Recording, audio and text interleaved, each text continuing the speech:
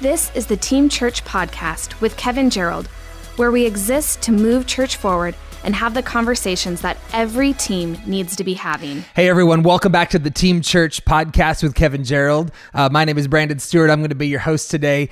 We have designed this space to have the conversations that every team needs to be having. So today we hope to tee up a timely, vital conversation that you can take and put some thought into yourself, and then even consider sharing and working through with your team. And today, I'm back with Coach K. We're back home in our normal space. In our space today. So glad to be doing this in person again. First time in a year, right? Over a year, yeah. Over a year. So. And I've loved this space over the course of the last couple of years that we've been doing it, because I feel like my life and our team has been so enriched by couch conversations like this with you. I just wanted to extract some wisdom from you today on where we're headed, and really excited about this.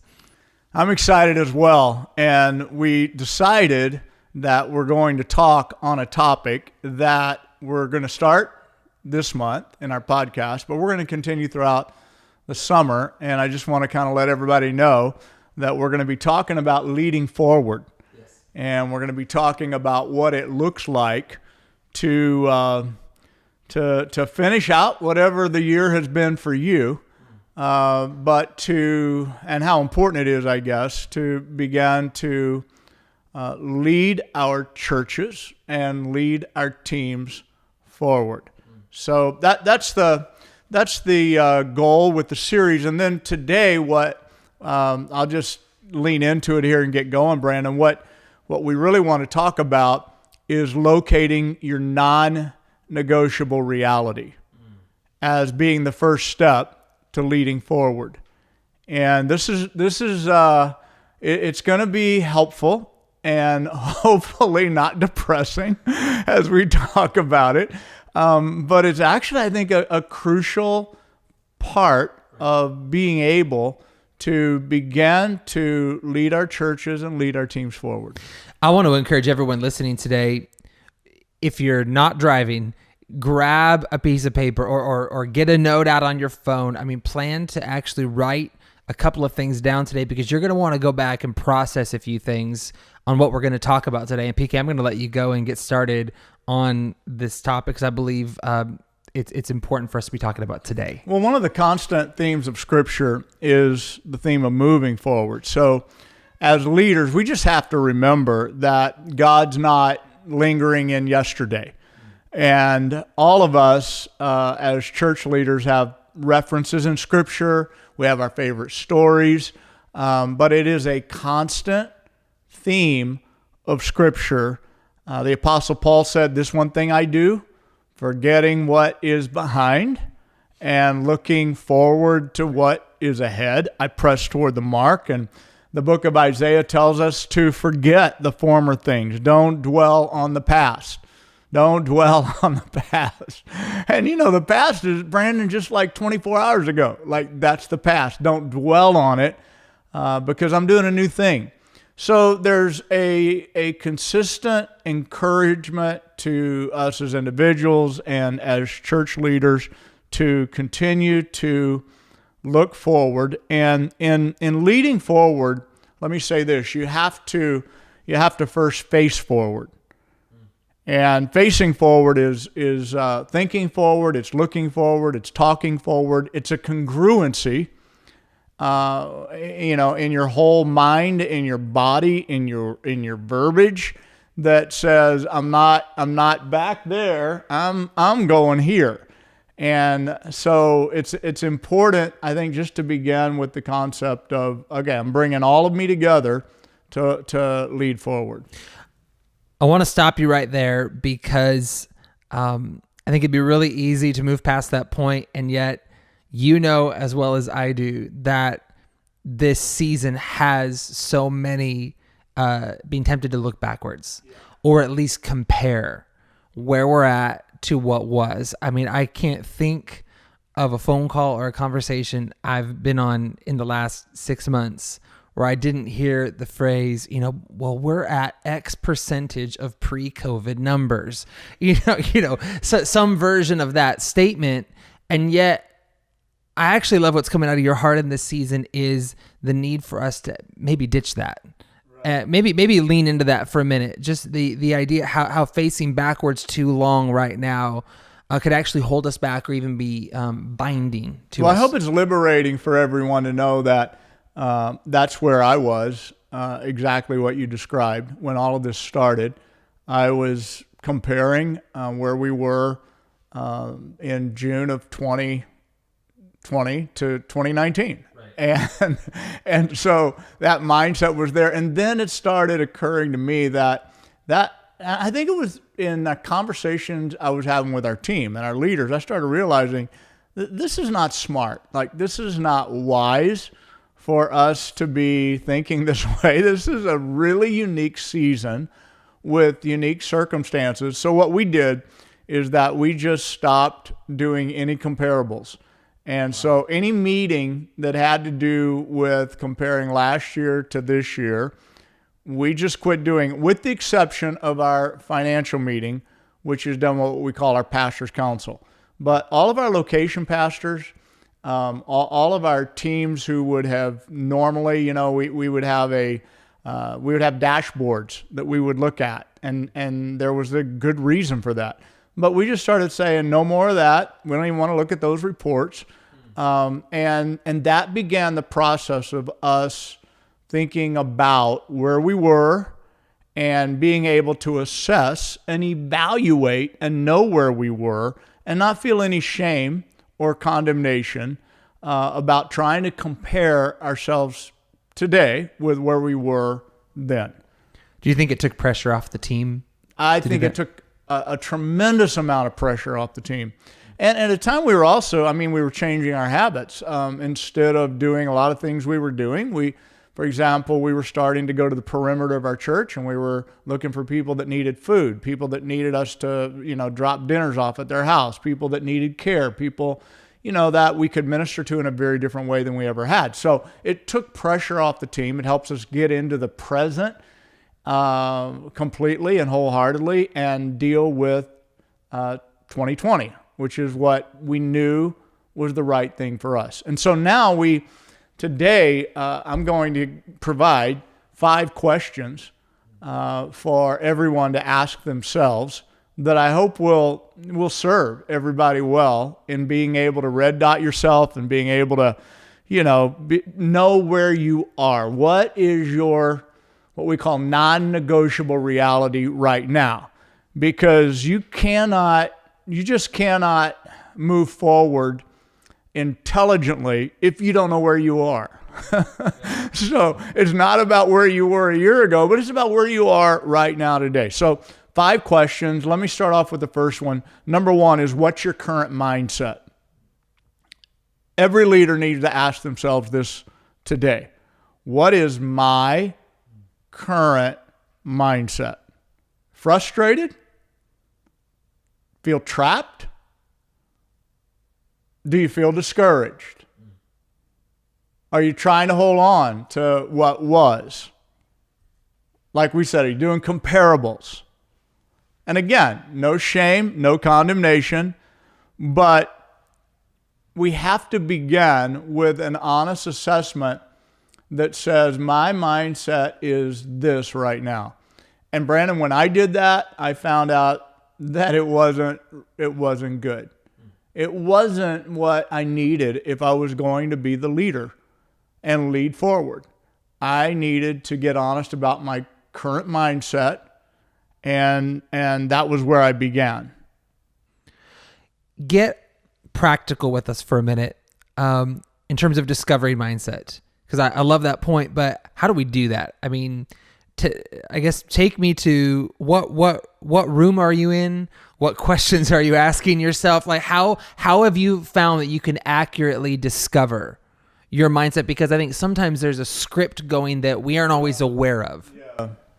Yeah, exactly. And so I do love the topic of the mind, and that's something that's helpful to me, because I don't just think in terms of, oh boy, my mind is not what I want it to be, but because I wrote Mind Monsters and because I've studied it a lot and because I believed in the power of it, then I remind myself that there's a thing called neuro-linguistics, which is the connection between my tongue and what I say and my mind. And I remind myself that, hey, this is a fact, Kevin. If you talk too much about that, about where where you feel discouraged, your mind is just going to become repetitious, and then you're doing something that is called neural pathway, and that is by thinking a thought over and over and over again, it develops actual grooves in your mind and pathways that it travels habitually. So, I think for me, I started realizing that I can't scroll through social media. You would think maybe I knew that before, but I really found out this year. There's no scrolling, not allowed. I realized the algorithms and how they work. And I literally said, okay, if there's such thing as algorithms, and there is, then I'm going to work on getting all of mine on positive stuff. So that when I open up and look, I'm going to see one right after another of the positive things, because that's what I want to see. So, that's the practical side, is that I went back to the things I know to do with my mind. I've heard you talk before on two different mindsets that people can have. You've talked on a fixed mindset and you've talked on a growth mindset. Right. Would you mind unpacking that for us? Because I mean, it comes from a study that was done by a professor at Stanford University, Gerald, and it's quite insightful and helpful. And what she says is that everyone has one of two mindsets. You either have a fixed mindset or you have a growth mindset. And a fixed mindset, in a fixed mindset, leaders see themselves as being conclusive in their ideas. They see themselves as this is just the way it is. Their circumstances are the dominant element. And in a growth mindset, the leader actually sees themselves in process. So they're on a journey. And that's really what we're wanting to do today. What we're wanting to say, hey, we're still in the journey. If you're breathing, then there's a reason. So we can't get stuck along the way. And that's what that, that's what that growth mindset does, is that it frees you up to say, you know what, I'm not stuck by circumstances, no matter how difficult they seem to be. My mind is going to elevate in a way that I continue to see where I am as part of a journey, part of a process. So before we move on to the second question, just to be clear, what we're asking everyone to do today is sit down or red dot yourself and get honest. Yes. Don't yet try to look through the eyes of faith. You'll be honest about where you're at. Yes. Try to identify your mindset, the script, get it down, write it down so that it's clear. Yeah. And I think the case you're building today is that once it's clear, then we can begin to face forward. Exactly. So question number one that we're asking is, what's your current mindset? Question number two is, what's your short-term plan for improving your mindset? What is your short-term plan for improving it? So wherever you are, on your mindset, maybe you scored yourself fairly well. Scale of 1 to 10, you gave yourself a 6 or a 7, or maybe you gave yourself a 2, and you've really been down. Wherever you're at, what's your short-term plan? I'm emphasizing short-term because I want to create an urgency. And I want to say that to all of you who are leaders today, mind your mind. Get going on your mind and start today. So going back to just what I said about the neuro factors of understanding how real it is and how you can form and develop habits, new habits around that reality then what are you going to do? Maybe write those things down. What are you going to begin to do immediately? Like, what are you going to stop saying because you are going to start saying something else? I like to think of it, Brandon, as replacement. If you'll just start replacing, a lot of people make the mistake of thinking, I'm not going to do that anymore. I'm not going to say that anymore. And if you focus too much on what you're not going to do, it's not as effective as if you just write down and say, this is what I'm going to do. And you just start your plan. So that's the second thing that I would encourage is, what's your plan for improving your mindset? So when it comes to your daily habits, what do you say to yourself? Do you have a couple of phrases that you go back to often? I actually do. Like when I get up in the morning, the first things that I began to say to myself are affirmations about the day. This is the day that the Lord has made, and I will rejoice today, and I will be glad in it. And then I go into, I'm going to have a great day today, and and I try to keep it somewhat natural. I'm going to enjoy the process of today, and I'm going to get a lot done today. So I personally use the opportunity, the wake up moments, as a declaration about today. And if it's a really busy day, I might approach it a little bit different than if it's a leisure, fun day.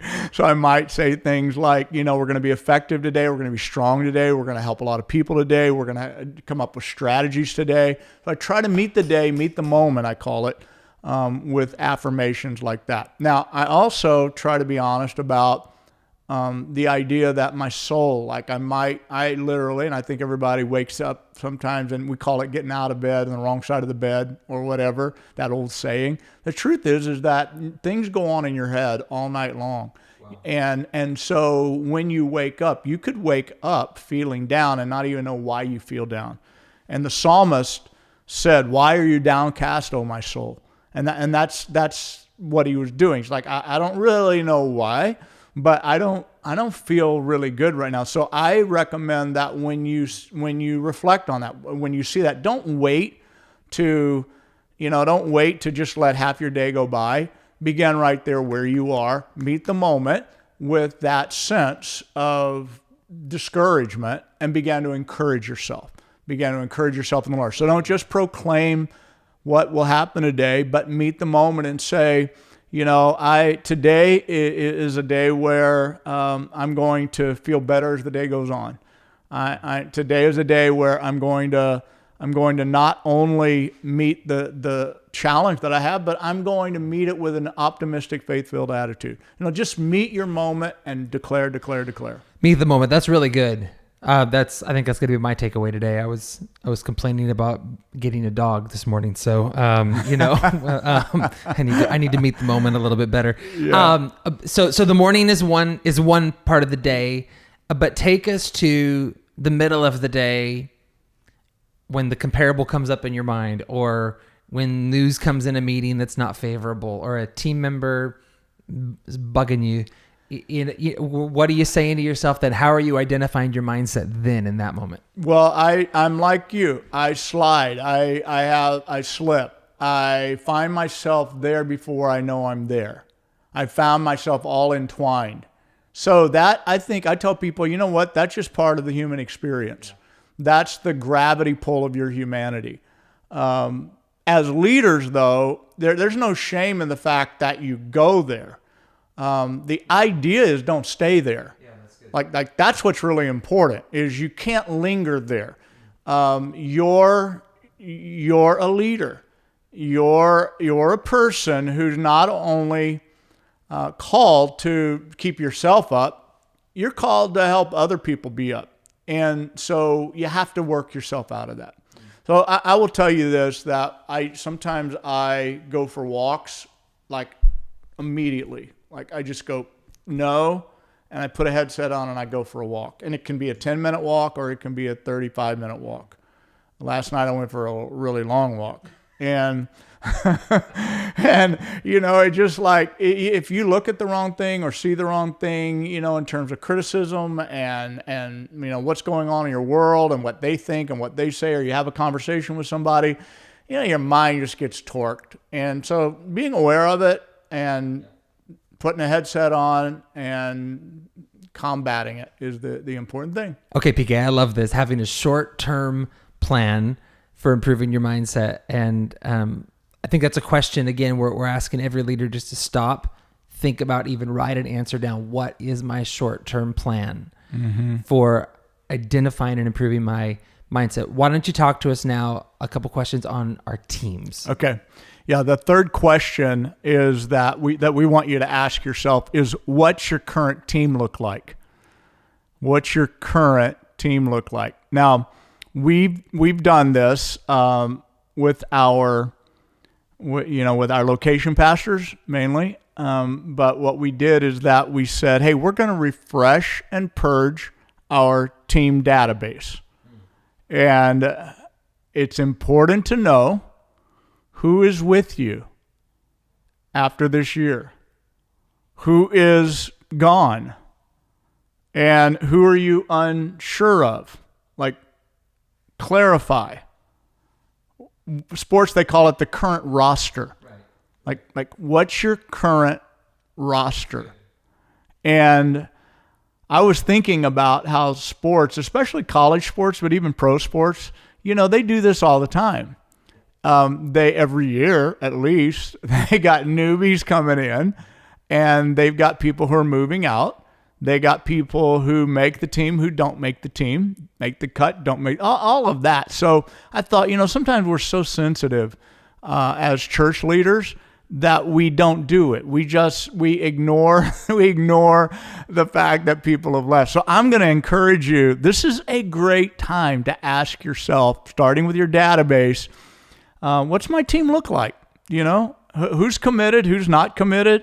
You remember the story in Scripture where God told Joshua, hey, you got a whole bunch of people. You got a big group, but you don't really have a team. And he went from 30,000 to 300 in one day. Like, send all those people home because they're not really part of the team. Well, and I think that's something this season has forced us into, is getting comfortable with subtraction.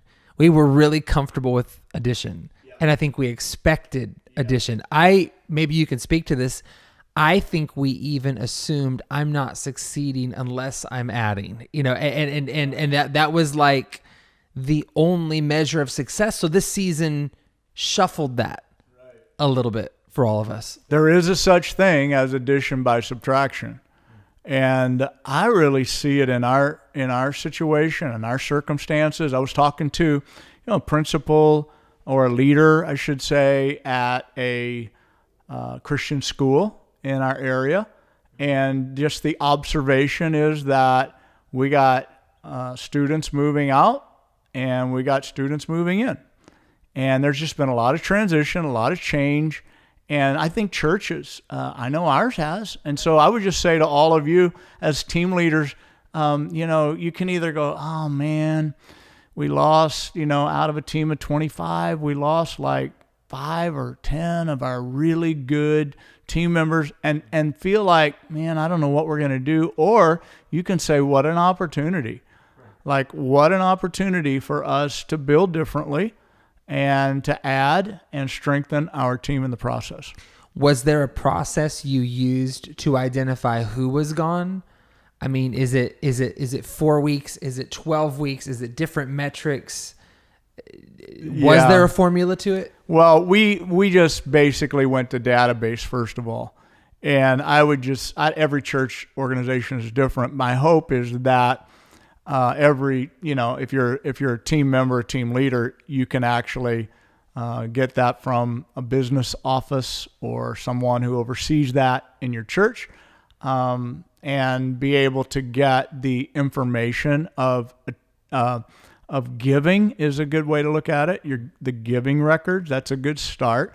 And for us, now that we're back in attendance, knowing, who attended service, whether it was online or otherwise, that's a good gauge.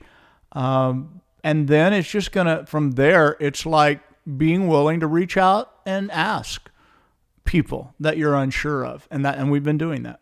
What would you say you've needed most from your team in terms of a skill set in identifying who's gone, new people are coming, like what behaviors have really put points on the board by your team in this season? I think people that are rising above the emotion of it, people who are calculated, people who are willing to be analytical and stay optimistic in the process. I think that's been really, really huge. Like if you have people who are emotional about the losses, it's really hard to move forward. And I wanted to ask that because I know there's not just lead pastors watching, and there's someone's on a team watching. Yeah. And no doubt everyone's experiencing those emotions, or I got to make another round of phone calls or whatnot. I think we're just calling everybody to face forward on that. Yes. Lead forward in that. Okay. Maybe take us to your next question that everyone should be asking themselves when it comes to their team. Yeah, the next question is, after you have an opportunity to ask yourself, what does my current team look like? Then what are your goals for the team you lead and your plans to make it happen? So, okay, we've evaluated it, we've assessed it, and I just recommend that you have a 3-month goal, and I recommend that you have an end of the year goal. So here we are in June. That would be a 3-month goal and a 6-month goal, basically. And I would say, what do you want your team relationships to look like? And what's your goal for that? Is it you need more togetherness? You need more unity? Then that's your goal. Training. How about a new thought about training and equipping team and coming at it, in a new, fresh way? Your reorganization and your growth goals. So if you have, for example, if I'm a baseball coach and I look out and I go, wow, my roster, I don't have a center fielder or a shortstop right now, then I know exactly what I'm looking for. I'm looking for shortstop and I'm looking for a center fielder. Same goes for us. On your team, whatever your team is, if it's a connections team, if it's a children's ministry team, if it's a worship team, whatever that team is, we can all look at the team and know the gaps that exist.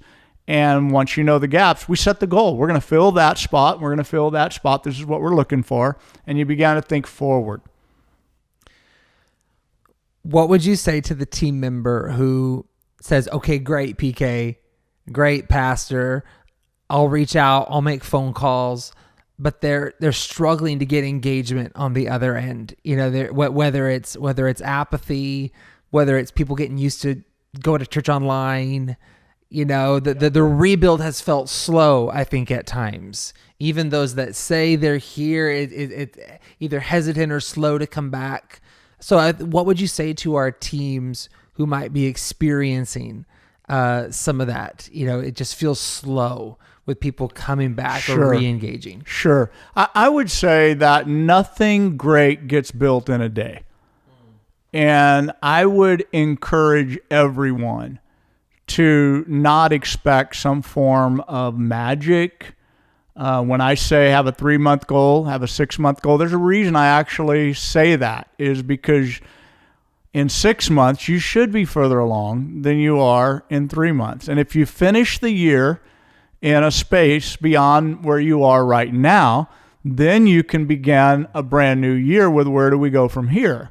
So I think having a measurable goal, like having smart, measurable goals, is very helpful. You don't think in terms of, oh man, it's so slow. Remember, we're assessing where we are because we don't want to stay where we are.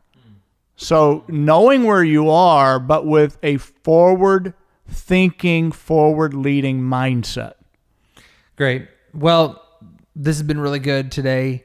Take us to the final question that we should all be asking ourselves. Okay, so the fifth question is this: who has started attending and giving to our church in the last 12 months? Who has started attending and giving? So up until now, the questions have been all about, my mindset. Where am I? Am I ready? Am I fit? How do I get myself ready to lead? Secondly, my team. What's the condition of my team? And then what am I going to do about it? And now we're at a little bit more positive, which we're going to talk about next month a little more. We're going to talk about things that have to do with the leading forward process beginning from where we are. But I just think that it's important because I believe that many churches have experienced some additions even over a year where there wasn't, in many cases, there wasn't church and hasn't been church for months. As far as attendance in a live setting on site. So I would say people would probably be surprised to find out that there's some people who have actually began to call your church their church in the last few months. So can you get a hold of that? And I'm encouraging, of course, any business administrators on here, database operators, pastors who are watching. I think it's a helpful tool. If you have a list of new people, and then the question is, what's our plan for reaching out, welcoming them, connecting to them? Have they gone to growth track yet? Are they on a team yet? Just start assessing and evaluating in the world of the new people that are in your church. So let's end where we began, because I just want to make sure that we're really clear on this. Your non-negotiable reality. We have to get comfortable. Yep. We have to assess that there's no moving forward until we really understand where we're at. Yep. And only then can we think about rebuilding, facing forward, leading forward, as we're saying. Practically, I guess, how could you see a leader who's listening today, a pastor, who's listening to this today, and maybe a team who's watching this, what could they practically do with these 5 questions to really make sure that they become a part of their life this month? Well, in a practical way, I hope you wrote them down. I hope you look at them and ask yourself and then take notes on it. Like, just begin the process of doing these 5 things. If you do these 5 things, I promise you, everything about you will shift into what we're calling a facing forward position. And that's essential. Like, that has to happen. You remember when God came to Moses and said, hey, it's time to lead my people forward. And Moses is like, I don't know how to do that. I can't talk well. And God, it's a tough, same thing with Gideon. Like, remember the situation, like they're stuck where they are. And God's like, no, I need you to think up here. Joshua did that as well when Moses died. Joshua was mourning the loss of Moses. So it's really important as a leader to understand God's calling you forward so you can lead the people forward. And getting some determination and energy beginning with your own mind is going to make a difference for you. How are you feeling about the future of the church in North America, the next 6 months, the next year, the next 2 years? How are you feeling about it? I feel good about it. I know everyone's not at the same space. I know a lot of the Team Church family is in Canada, for example. Right now, I'm praying for the Canadians every day. The churches there, and then we've got Team Church family. They're in Florida, and they're ahead of us in Seattle for sure in this whole process. So, but I feel optimistic. I feel good. I believe God really is with us, and I believe that God is in this season doing some things that's going to allow us to have some real progress that he's working in. And I don't want that to just sound like a cliche. Like, I really I'm beginning to see and hear reports of people that are, through having courage and having confidence and like doing what we said, meeting the moment, are beginning to see God work in their life, in their family, in their church. It's like really positive news that is ahead for us. Well, we've talked about meeting the moment today, and we want to encourage everyone listening to this today, watching this today, plan to hang with us over the course of the summer. We're going to have some conversations just like this that'll help us meet the moment, identify where we're at so that we can lead forward. This summer is going to be all about leading forward. here on the Team Church podcast. So I'm so glad that you have joined us today. However, you're watching this today, listening to this today, hit the subscribe button. Plan to join us the first Tuesday of the month, all summer long and beyond. We pray it helps you. We pray it helps you and your team. Yeah, and you know what I just said? Another quick little thing might help somebody out there is just say, like Gideon, I lead forward. Like Moses, I lead forward. Good. Like Joshua, I lead forward. Just position yourself that I'm going to, with God's help, lead forward. God bless you guys. This has been the Team Church Podcast with Kevin Gerald. For more information,